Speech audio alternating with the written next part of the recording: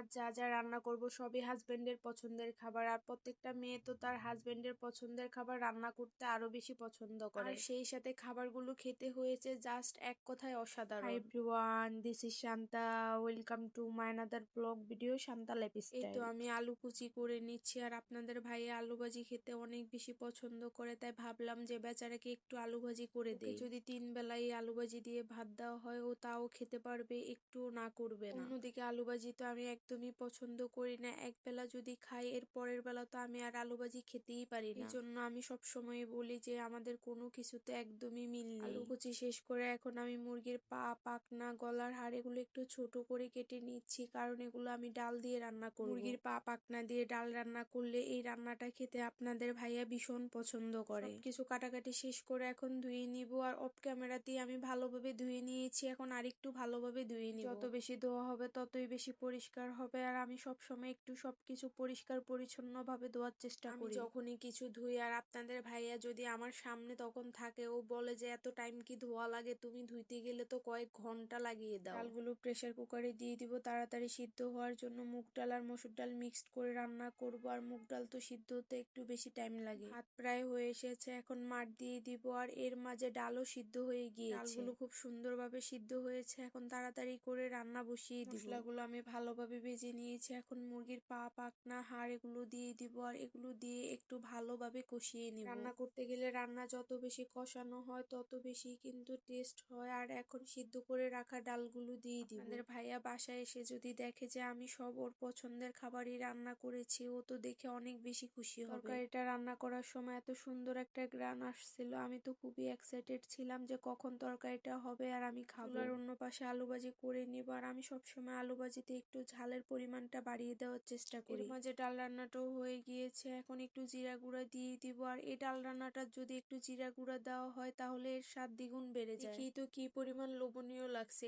এর মাঝে আলু ভাজিও প্রায় হয়ে এসেছে, আর আলু ভাজি করতে একদমই সময় লাগে না, খুব অল্প সময়ই হয়ে যায়। আমি সবসময় আলু ভাজি করলে একটা ডিম দিয়ে দেই, আর শুধু আলু ভাজি না, যে কোনো ভাজি করলে আমি সবসময় চেষ্টা করি ডিম দেওয়ার। রান্না শেষ হওয়ার সাথে সাথে অনেকক্ষণ যাবত আপনাদের ভাইয়ার জন্য ওয়েট করেছি, দেখি যে ও আসে কি না, আসলে দুজনে একসাথে খাবো। আজ আলু ভাজির সাথে পেঁয়াজ আর কাঁচামরিচ খেতে ইচ্ছে করছিল, তো নিয়ে নিলাম, আর খেতে যে এতটা পরিমাণ মজা লাগতেছিল। কাঁচামরিচ গুলো অনেক বেশি ঝাল ছিল, আর ঝালের কারণে মনে হয় আরো বেশি ভালো লেগেছে খেতে। আলু ভাজি দিয়ে খাওয়া শেষ করে এখন নিয়ে নিলাম মুরগির পা, পাখনা দিয়ে ডাল রান্না, আর এই রান্নাটা খেতে কেমন হবে এটা খাওয়ার জন্য তো আমি খুবই এক্সাইটেড। সময় নিয়ে রান্না করলে সব রান্নাই খেতে অনেক বেশি মজার হয়, আর আমি সবসময় চেষ্টা করি একটু সময় নিয়েই রান্না করার। আজ দুটো রান্নাই খেতে অনেক বেশি মজার হয়েছে, সব মিলিয়ে আজ দুপুরের খাবারটা ছিল অসাধারণ। আমার ভিডিওটি যদি আপনাদের ভালো লেগে থাকে অবশ্যই লাইক, কমেন্ট, শেয়ার করতে ভুলবেন না। Tata and take care.